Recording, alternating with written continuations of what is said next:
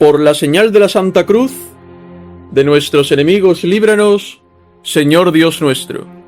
En el nombre del Padre, y del Hijo, y del Espíritu Santo.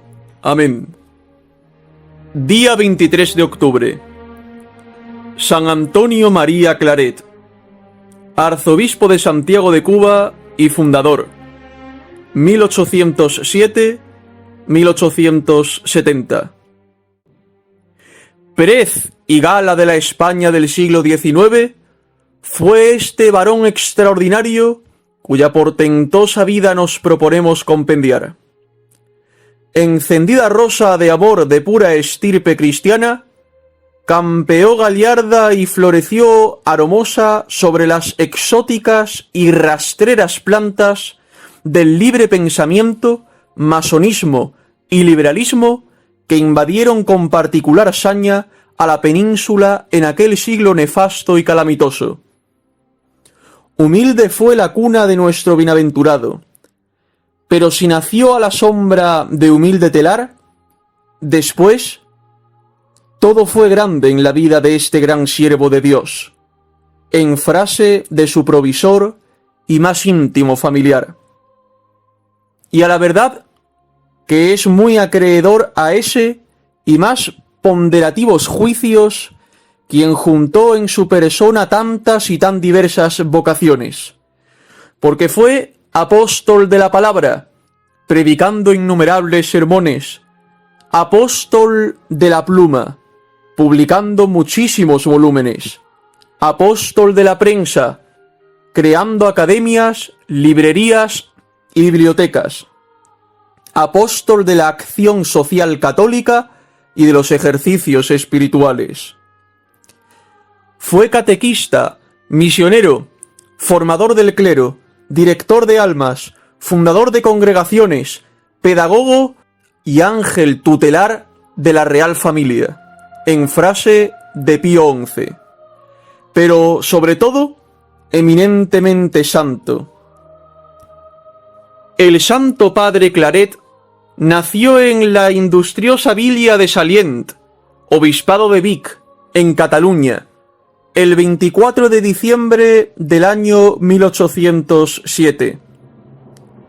En el santo bautismo que recibió el día de Navidad, le llamaron Antonio Adjutorio Juan. Yo, después, escribe, por devoción a María Santísima, añadí el dulcísimo nombre de María, porque María Santísima es mi madre, mi madrina, mi maestra, mi directora y mi todo después de Jesús. Autobiografía, escrita por mandato del reverendo padre Chiffré, superior de los misioneros. Sus padres, Juan Claret y Josefa Clara, eran muy honrados y virtuosos consortes. Vivían del trabajo de una pequeña fábrica de tejidos de algodón, de la que eran propietarios. Ya en su tierna edad, sintió Antonio fuerte inclinación al sacerdocio. Díganoslo él mismo. Siendo muy niño, cuando aún estaba en el silabario, fui preguntado por un gran señor que vino a visitar la escuela qué quería ser. Yo le contesté que quería ser sacerdote. Comenzó a estudiar los rudimentos de la lengua latina y, cuando su padre le puso a trabajar en la fábrica, estudiaba gramática en los ratos libres. A los compañeros que de ello se admiraban les decía: estudio porque quiero ser sacerdote. Siendo de 17 años, pidió a sus padres que le enviaran a Barcelona, centro importantísimo de la industria textil. Y a la verdad, Antonio mostraba tan raro talento y aplicación en aquel arte de tejer que sus padres convinieron en que fuese a Barcelona. Sin dificultad logró que le admitiesen de capataz en una importante fábrica. Viniéronle por entonces los deseos de juntar a la práctica de aquel arte la teoría, y así decidió asistir a las clases de dibujo de la Casa Lonja, de donde salió tan aventajado en estos estudios que logró los primeros premios en los exámenes públicos. Con esto hubiera podido establecerse ventajosamente y aun llevar adelante y perfeccionar el taller de sus padres, si no le persiguiera continuamente la idea de consagrarse a la salvación de las almas. Esta preocupación no era en él reciente ni nueva. Las primeras ideas de que tengo memoria son que cuando tenía unos 5 años, estando en la cama, en lugar de dormir, yo siempre he sido muy dormilón, pensaba en la eternidad, pensaba siempre, siempre, siempre. Yo me figuraba unas distancias enormes. A estas añadía otras y otras. Y al ver que no alcanzaba el fin, me estremecía. Y pensaba, los que tengan la desgracia de ir a la eternidad de penas, ¿jamás acabarán de penar? ¿Siempre tendrán que sufrir? Sí, siempre, siempre tendrán que penar. Esto me daba mucha lástima. Esta misma idea es la que me hace trabajar mientras viva en la conversión de los pecadores. Un accidente del que salió con vida por milagro fue gran parte para hacerle entrar más en sí mismo respecto de su vocación. Bañábase cierto día en el mar por mandato de los médicos, cuando vino de improviso una ola fuerte que le arrastró lejos de la orilla. En trance tan apurado, acudió a la Virgen María, y al punto se vio sano y salvo en la playa. De esta visible protección de la Madre de Dios se acordaría el santo cuando, pocos años más tarde, estuvo en trance de naufragar su angelical virtud. También aquí le ayudó a vencer la Virgen poderosa, que, después del triunfo, puso con su mano purísima corona de albas azucenas en las sienes del vencedor. Entretanto, fue su padre a Barcelona para hablarle de negocios. Pretendía establecer una sociedad por acciones, cuyos capitales servirían para ampliar la fábrica de Sallent. Antonio pensaba por entonces en retirarse a la Cartuja de Montalegre.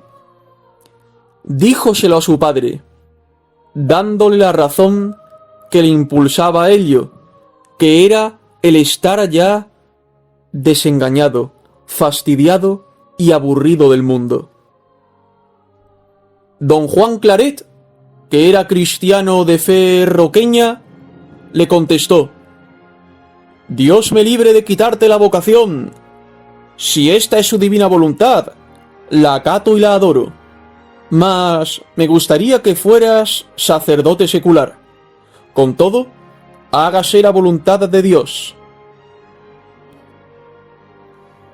El año 1829 ingresó Antonio en el seminario de Vic, donde estudió los cursos de filosofía y teología de la carrera completa. Fueron tales su virtud y ejemplar vida que el obispo de Vic, a la sazón el ilustrísimo don Pablo Corcuera, le confirió los sagrados órdenes antes de acabar la teología. Don Fortián, decía el prelado a su mayordomo, quiero ordenar luego a Antonio, porque hay en él algo extraordinario. El sábado de témporas de Adviento del año 1833 le ordenó de menores juntamente con Balmes en la iglesia del oratorio de San Felipe Neri.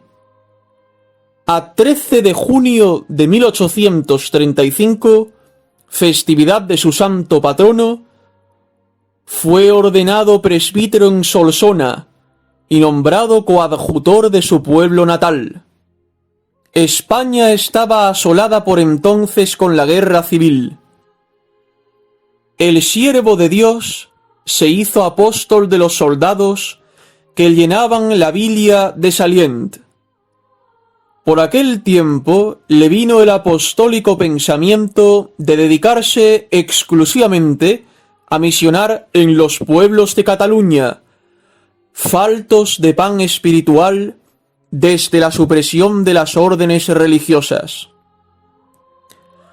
Mas antes quiso consultar la oportunidad de aquel designio con un santo religioso del oratorio. Si el padre me dice que no es oportuno, dijo Antonio a un amigo suyo, me iré a las misiones extranjeras, pues tengo sed de derramar mi sangre por Jesucristo. El parecer del oratoriano fue negativo.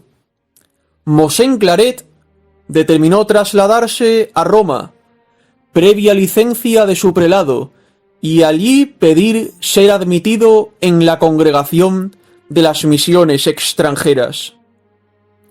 A pie y con paupérrimo equipaje, vadeando mil dificultades, pasó la frontera y llegó a Marsella, donde se embarcó para la ciudad vieja, Civitavecchia. Llegado a Roma, le fue dado tener ejercicios espirituales en la casa profesa de los padres jesuitas.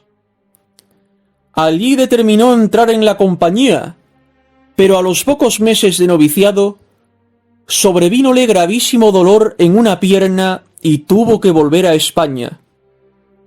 Más adelante, el padre general le escribía: Dios le trajo a usted a la compañía no para que se quedase en ella, sino para que aprendiese a ganar almas para el cielo. Ya restablecido del todo de su dolencia, logró licencia del prelado para dar misiones en Cataluña y aun en las Islas Canarias. En este ministerio fue realmente admirable. No se cansaba de predicar y confesar. Viósele hablar hasta 8 y 12 veces en un solo día. Por la noche rezaba el breviario y pasaba largas horas en oración. Y en verdad que casi no hubo pueblo del Principado donde Mosén Claret no predicase. Aludiendo a la multitud de gente que le acompañaba y seguía, escribió: Si estamos en poblado, nos rodean; si vamos al desierto, allá nos siguen. ¿Quién al leer esta afirmación no piensa espontáneamente en parecidas escenas evangélicas? En muchas partes tuvo que mandar construir un vallado para que los numerosos oyentes no se le viniesen encima. Como hacía los viajes a pie, al ir cierto día a una parroquia donde le aguardaban, topó con un torrente cuyas aguas, desbordadas con las recias lluvias, rugían al precipitarse por entre las rocas.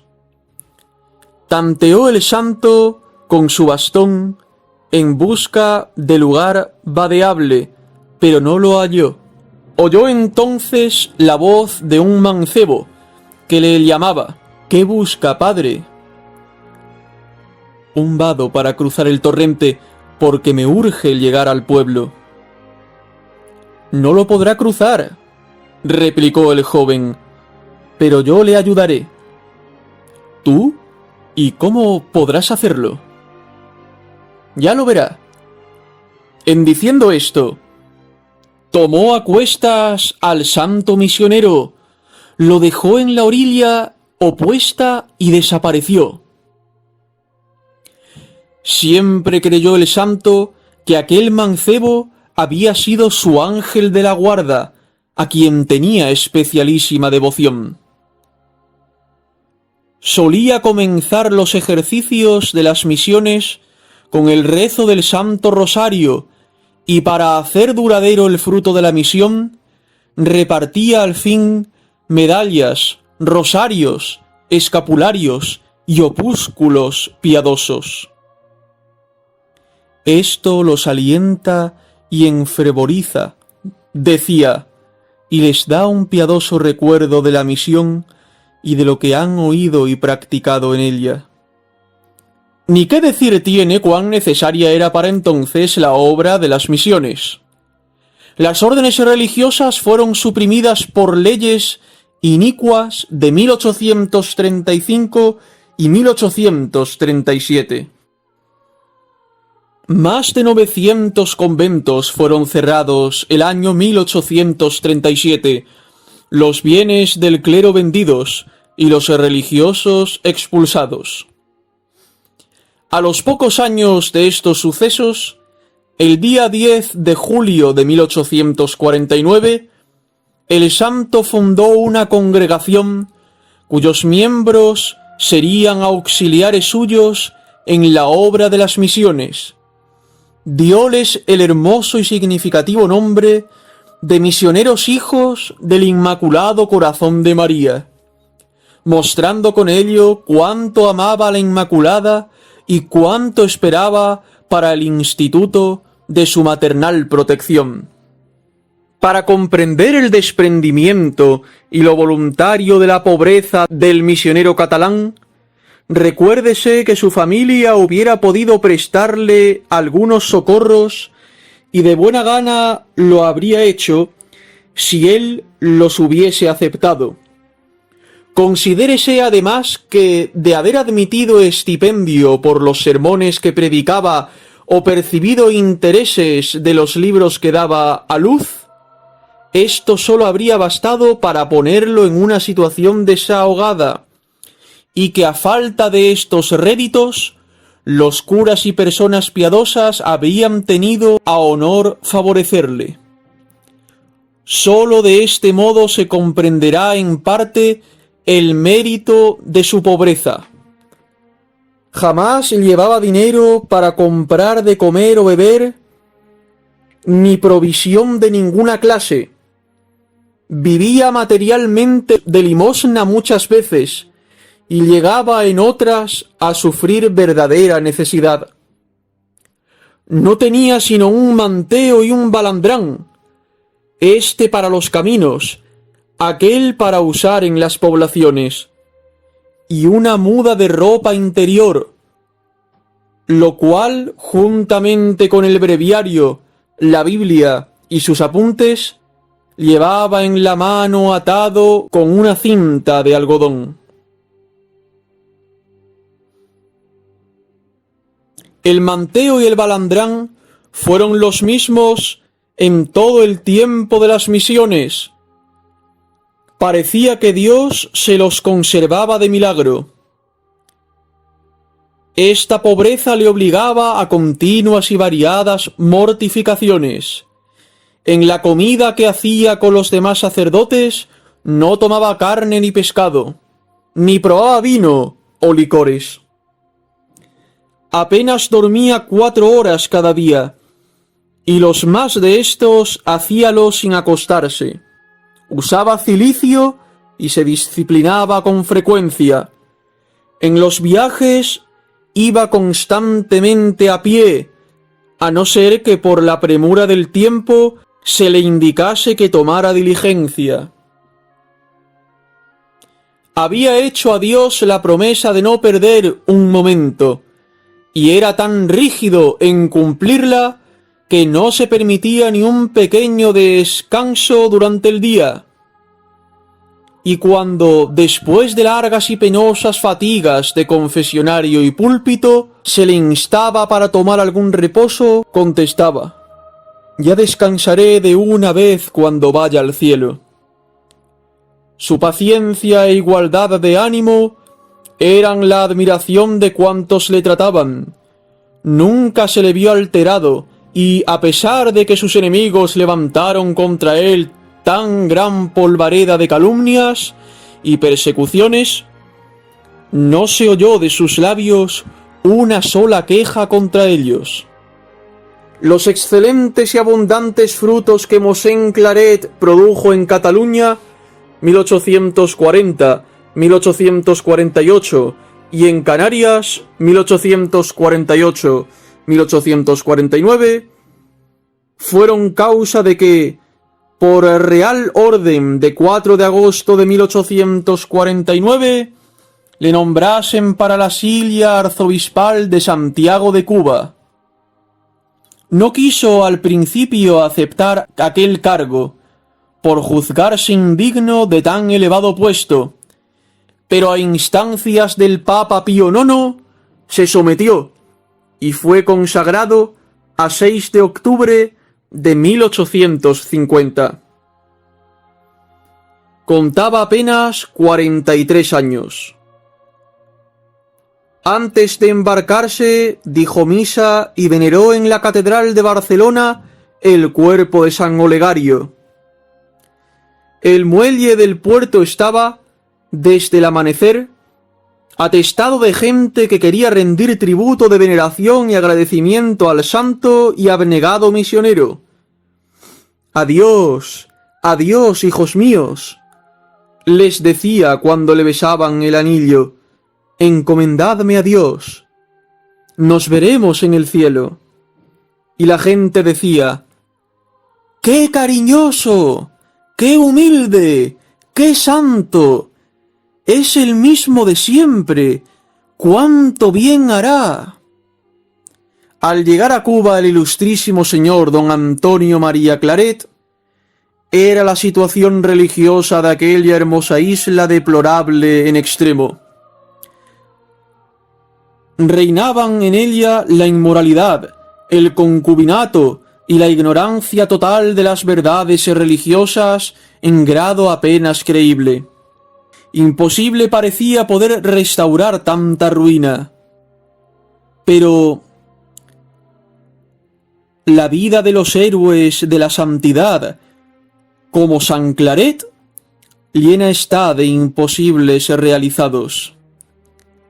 Lo imposible es expresar con palabras el celo y ardor con que se dio a la reforma espiritual de su amada archidiócesis.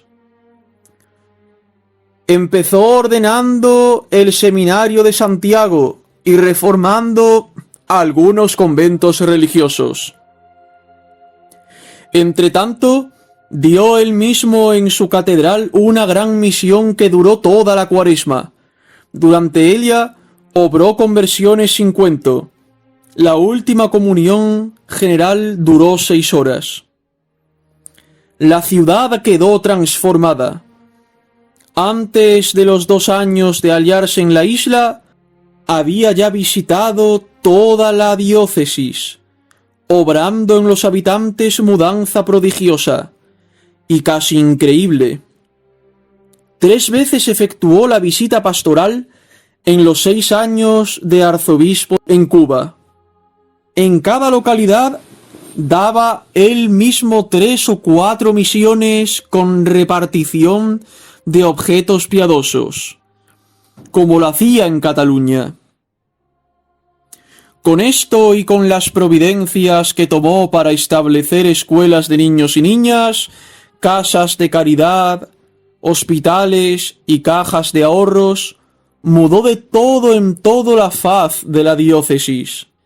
Tan satisfecho estaba del santo arzobispo el gobernador de Cuba, que solía decir: «Me bastarían algunos obispos como este para reformar la isla». Y el sumo pontífice Pío IX, a 27 de septiembre de 1854, le envió una carta muy laudatoria, en la que le alentaba a perseverar en sus obras de celo, a pesar del odio de las sociedades secretas. Al año siguiente, 1855, fundó el santo la Congregación de Monjas de la Enseñanza. La masonería, muy influyente por entonces en Cuba, veía con malos ojos los excelentes frutos del apostolado del santo.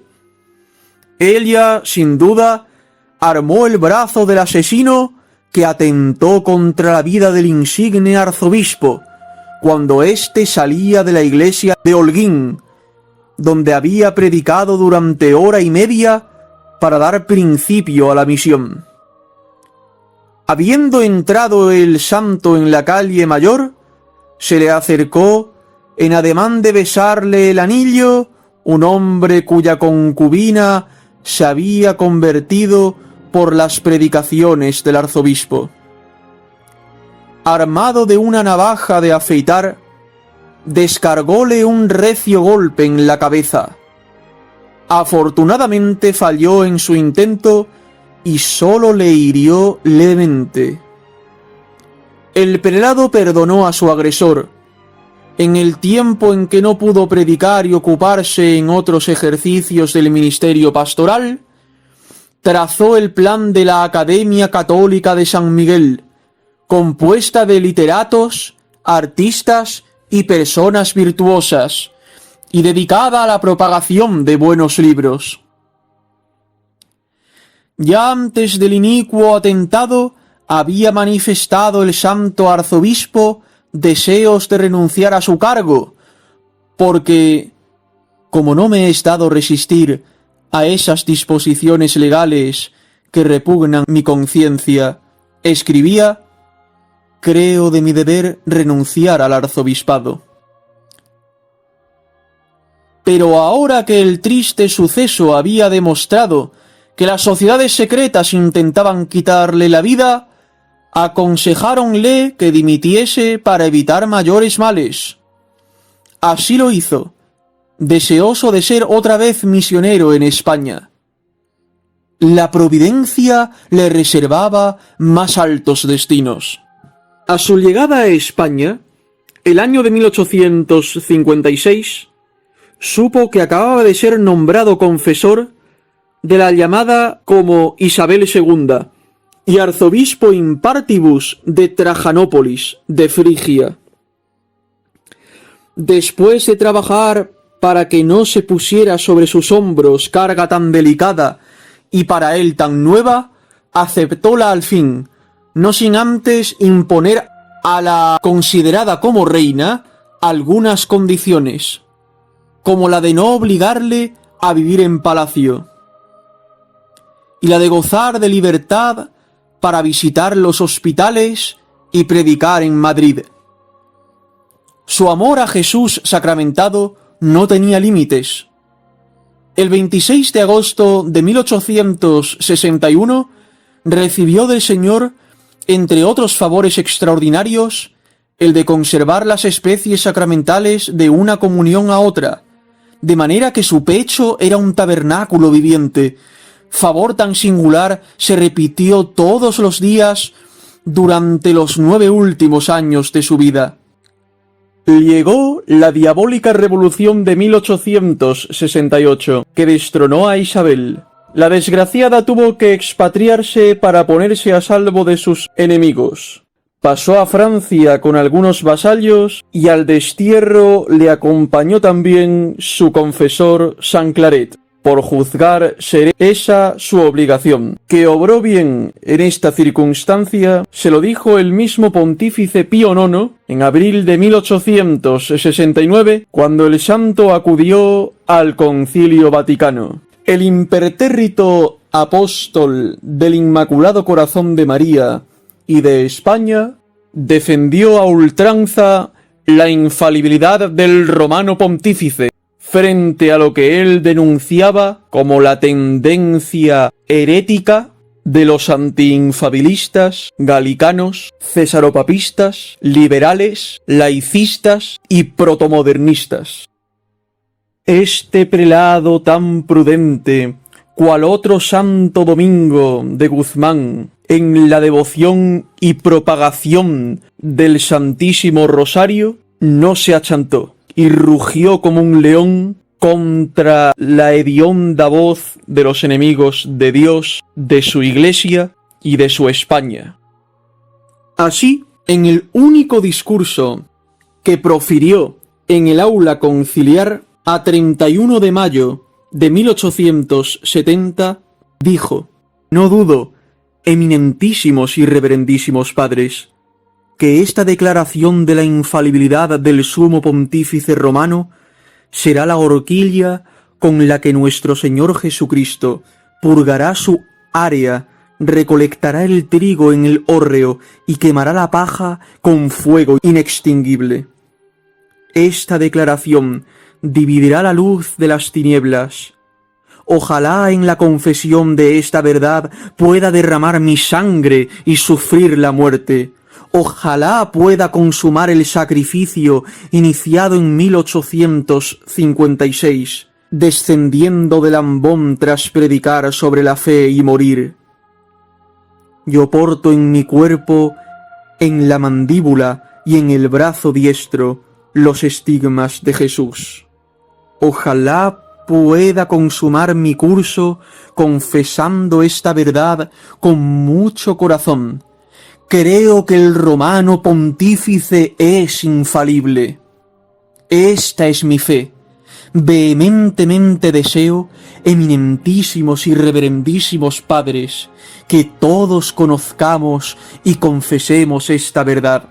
Con ese sacrificio se refiere al que sufrió siendo arzobispo de Santiago de Cuba, cuando intentaron asesinarle.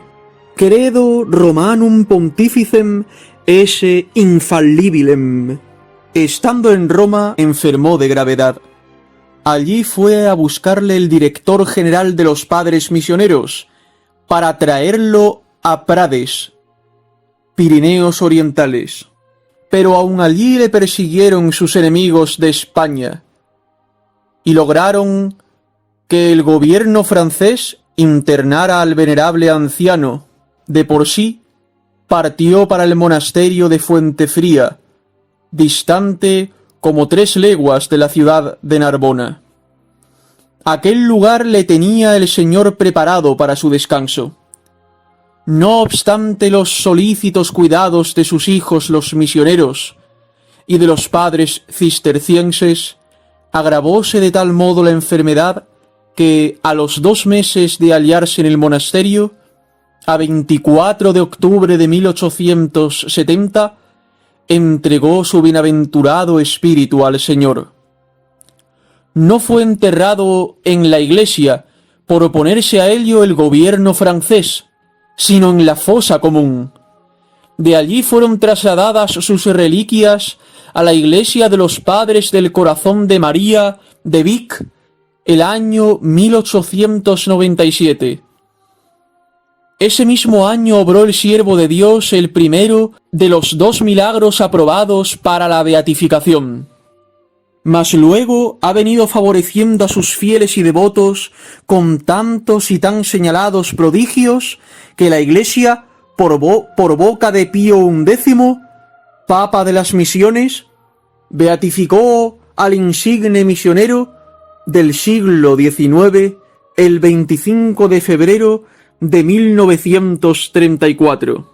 Después de haber seguido los respectivos trámites, el último Papa, su Santidad Pío XII, declaró que ya se contaba con los 2 nuevos milagros: la curación de cáncer de Sor Josefina Marín en Santiago de Cuba el 14 y 12 de mayo de 1934 y la curación de hemiplegia procedente de lesión cerebral de la señora Elena Flores en Córdoba el 9 de mayo de 1948. El 5 de marzo de 1950, el Santo Padre declaró solemnemente que podía procederse con seguridad a la canonización. El 7 de mayo de tal año santo fue canonizado el incansable apóstol San Antonio María Claret. Dijo nuestro Santísimo Señor, describiendo al santo: alma grande, nacida como para ensamblar contrastes.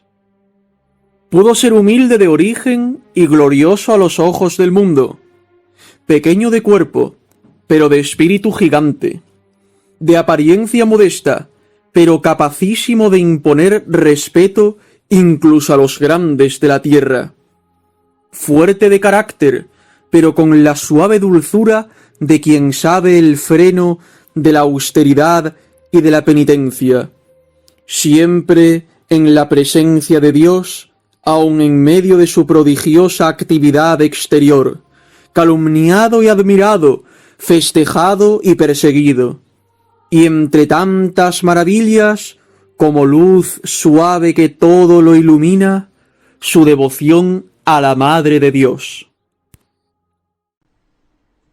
Ave María Purísima, sin pecado concebida. En el nombre del Padre, y del Hijo, y del Espíritu Santo. Amén. Ad maiorem Dei gloriam.